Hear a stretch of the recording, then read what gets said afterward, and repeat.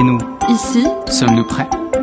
Ma voix. Ma voix. Ma voix. Ma voix. Ma voix. Ma voix. Ma voix. Ma voix. Ma voix. Ma voix.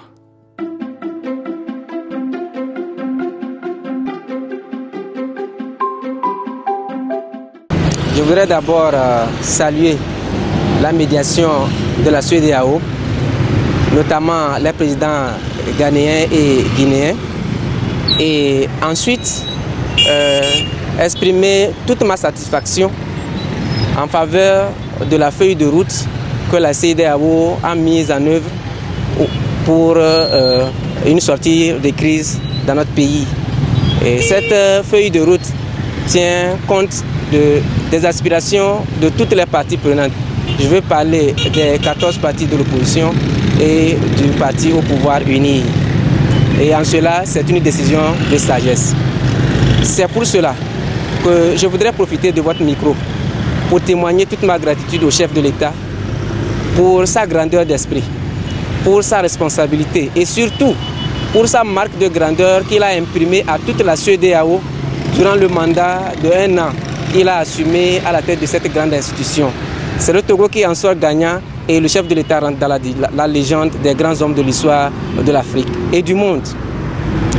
À l'endroit des acteurs politiques, je voudrais souhaiter que chaque acteur politique s'approprie les décisions. Mais avant, je voudrais également remercier les 14 partis de l'opposition et le parti au pouvoir pour le sens de fraternité et le climat de paix qui a régné autour des discussions pour qu'on aboutisse aujourd'hui à cette conclusion.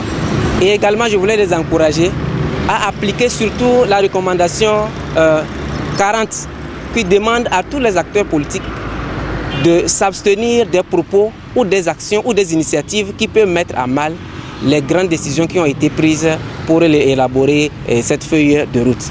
À l'endroit des populations togolaises, notre grande aspiration, et surtout à l'endroit de la jeunesse, notre grande aspiration a été toujours ce qui a été recommandé par la C14, qui a été recommandé par la CEDEAO, notamment la limitation à 2 et surtout le mode de scrutin, la limitation à 2 et le mode de scrutin aussi à 2.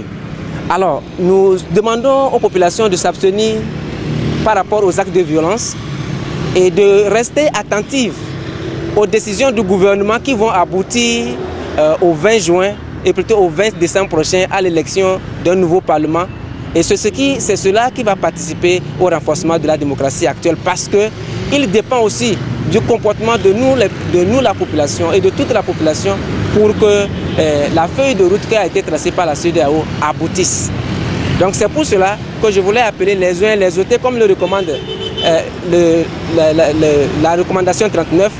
Les armes circulent parmi nous, les populations. Ceux qui détiennent encore ces armes, il est temps de répondre à l'appel de la CEDEAO en retournant ces armes-là à l'autorité pour qu'enfin le Togolais, quand il sort, il se sente encore à l'aise et qu'il se sente en paix autour de lui et que nous retrouvons notre Togo comme nous l'avons et que nous nous mettons tous, nous contribuons tous au développement de notre pays. Je vous remercie.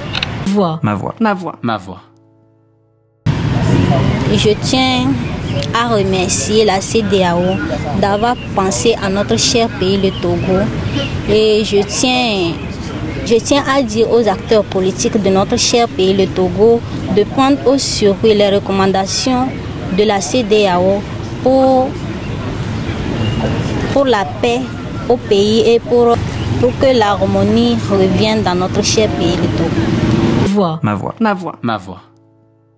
Je remercie la CEDEAO et tous les présidents qui se sont déplacés pour notre problème au Togo. Et ça a été tellement une joie pour nous de savoir que la CEDEAO est toujours à l'écoute de nos problèmes. Et pour tous les Togolais, je leur dis merci pour la patience et pour tout ce qu'ils ont fait pour nous. Et j'exhorte tous les partis politiques de faire preuve de bonne conduite pour respecter la feuille de route qu'a imposée la CEDEAO. Merci. Ma voix. Ma voix. Ma voix.